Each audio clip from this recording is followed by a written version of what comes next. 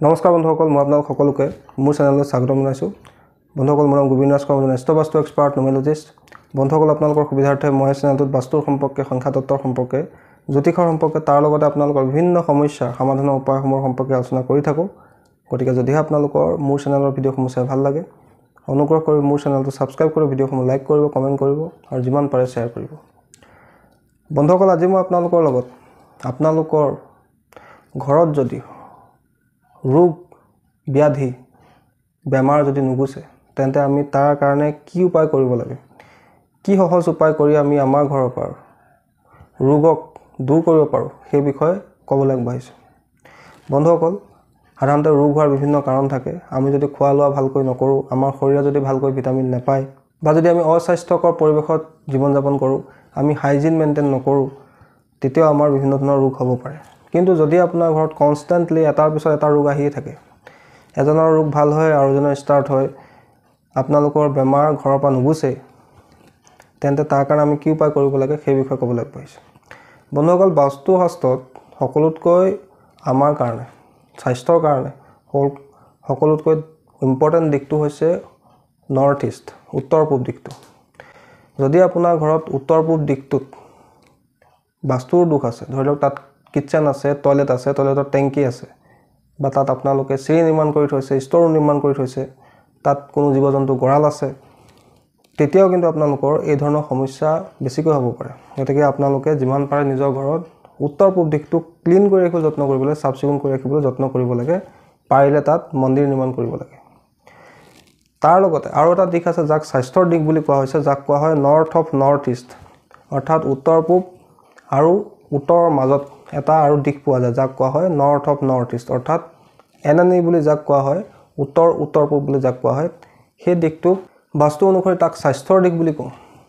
যদি সেই দিশটোত আপোনাৰ কিবা বাস্তুৰ সমস্যা আছে, তেতিয়াও কিন্তু আপোনাৰ ঘৰৰ পৰা স্বাস্থ্যৰ সমস্যা নুগুছে। গতিকে আমি তাৰ উপায় হিচাপে কি কৰিব লাগে, উত্তৰ পূব আৰু এই নৰ্থ অফ নৰ্থ ইষ্ট অৰ্থাৎ এনানি দিশটোত কোনো কাৰণতে বাস্তুৰ দোষ থাকিবলৈ দিব নালাগে। যদি আছে তাৰ প্ৰতিকাৰ কৰি ল'ব লাগে। তাৰ লগতে আমি নিজৰ যিখিনি মেডিচিন আমি ইউজ কৰোঁ, এইখিনি আমি আমাৰ ঘৰৰ উত্তৰ পূব অৰ্থাৎ নৰ্থ অফ নৰ্থ ইষ্ট দিশটো ৰাখিবলৈ যত্ন কৰিব লাগে, আৰু তাৰ পৰা আমি মেডিচিন সেৱন কৰিব লাগে। তাৰ লগতে ধনন্তৰী দেৱতাৰ এখন চিত্ৰ আমি এই নৰ্থ অফ নৰ্থ ইষ্ট দিশটোত লগাই ৰাখিব লাগে। বন্ধুসকল, ধনন্তৰী দেৱতা হৈছে দেৱতাৰ ডক্তৰ বা বৈদ্য বুলি ক'ব পাৰি। তেওঁৰ হাতত এটা অমৃত কলহ থাকে। সেইখন চিত্ৰ আপোনালোকে আপোনাৰ ঘৰৰ এই নৰ্থ অফ নৰ্থ ইষ্ট দিশটোত লগাই ৰাখিব লাগে। দ্বিতীয়তে, যদি আপোনালোকৰ ঘৰত ৰোগ ব্যাধি নুগুছে, তেন্তে তাৰ কাৰণে বিভিন্ন উপায় আছে, জ্যোতিষীয় উপায়ো আছে। অলৰেডি মই বহু উপায় আপোনালোকক ৰোগ মুক্তিৰ কাৰণে দি থৈছোঁ। আজি যিটো উপায় দিম সেইটো এটা বৈদিক উপায়, পৰীক্ষিত উপায়। বহু ক্লাইণ্টক মই এই উপায়টো কৰিবলৈ দিছোঁ, তাৰ পৰা তেওঁলোকে ভাল ফল লাভ কৰিছে। গতিকে তেওঁলোকৰ ফিডবেক লৈ আজি মই আপোনালোকক ক'বলৈ আগবাঢ়িছোঁ। যদি আপোনালোকৰ স্বাস্থ্যৰ সমস্যা নুগুছে, তেন্তে আপোনালোকে ধনন্তৰীৰ মন্ত্ৰ প্ৰত্যেক দিনে জপ কৰিব লাগে। আৰু এই মন্ত্ৰটো অত্যন্ত পাৱাৰফুল মন্ত্ৰ। আপোনালোকে এই মন্ত্ৰটো প্ৰত্যেক দিনে জপ কৰিব লাগে। কিমান বাৰ জপ কৰিব লাগে তাৰ কোনো সীমা সংখ্যা নাই।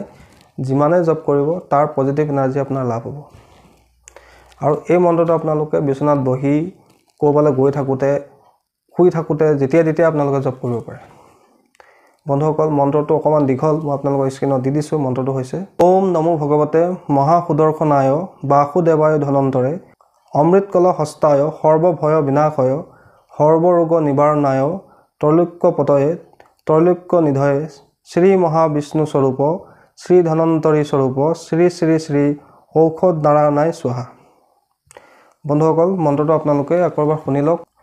ওম নমো ভগৱতে মহাসুদৰ্শনায় বাসুদেৱায় ধনন্তৰে অমৃত কল হস্তায় সৰ্বভয় বিনাশয় সৰ্বৰোগ নিবাৰণায় ত্ৰৈলোক্যপতয়ে ত্ৰৈলোক্য নিধয়ে শ্ৰী মহাবিষ্ণু স্বৰূপ শ্ৰী ধনন্তৰী স্বৰূপ শ্ৰী শ্ৰী শ্ৰী ঔষধ নাৰায়ণায় স্বাহা।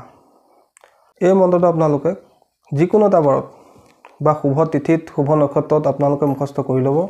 তাৰপিছত আপোনালোকে যেতিয়াই আপোনাৰ সময় হয়, যদিহে আপোনাৰ ঘৰৰ পৰা, আপোনাৰ জীৱনৰ পৰা ৰোগ মুক্তি নহয়, যিমান চেষ্টা কৰি, বিভিন্ন ঔষধ সেৱন কৰি, বিভিন্ন উপায় কৰিও আপুনি কোনো ভাল ফল পোৱা নাই, তেন্তে এই বৈদিক মন্ত্ৰ আপোনালোকে সহায় ল'ব পাৰে।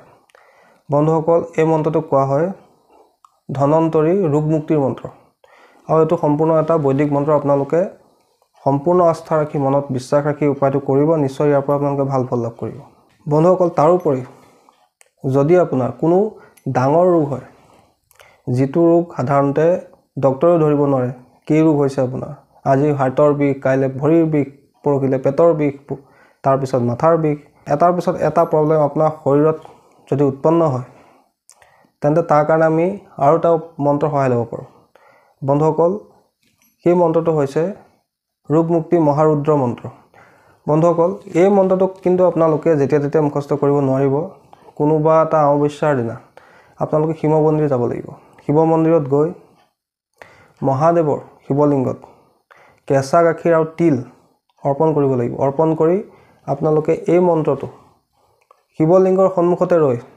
7 বাৰ জপ কৰিব লাগিব তাৰ পিছত আপোনালোকে যেতিয়াই পাৰে এই মন্ত্ৰটো মনে মনে জপ কৰি থাকিব লাগিব বন্ধুসকল সেই মন্ত্ৰটো হৈছে ওম হং সদাশিৱায় ৰোগ মুক্তায় হং ফট ওম হং সদাশিৱায় ৰোগ মুক্তায় হং ফট ওম হং সদাশিৱায় ৰোগ মুক্তায় হং ফট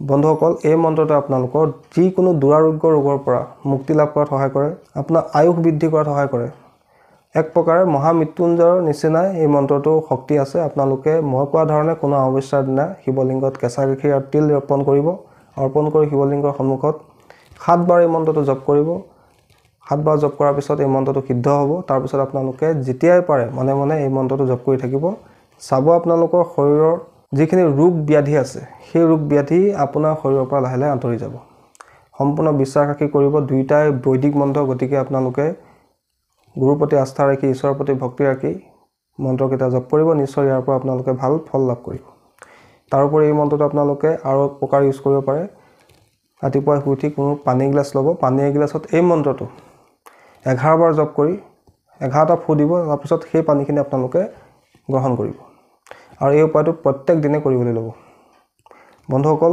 এই মন্ত্ৰটো এটা শক্তিশালী মন্ত্ৰ গতিকে আপোনালোকে ভালকৈ ব্যৱহাৰ কৰিব আশা কৰিছোঁ আপোনালোকৰ ৰোগ মুক্তিৰ এই শক্তিশালী মন্ত্ৰ দুটাৰ সম্পৰ্কে জানি ভাল লাগিলে যদি ভাল লাগিলে অনুগ্ৰহ কৰি ভিডিঅ'টো লাইক কৰি দিব কমেণ্ট কৰিব আৰু মোৰ চেনেলটো ছাবস্ক্ৰাইব কৰিব ধন্যবাদ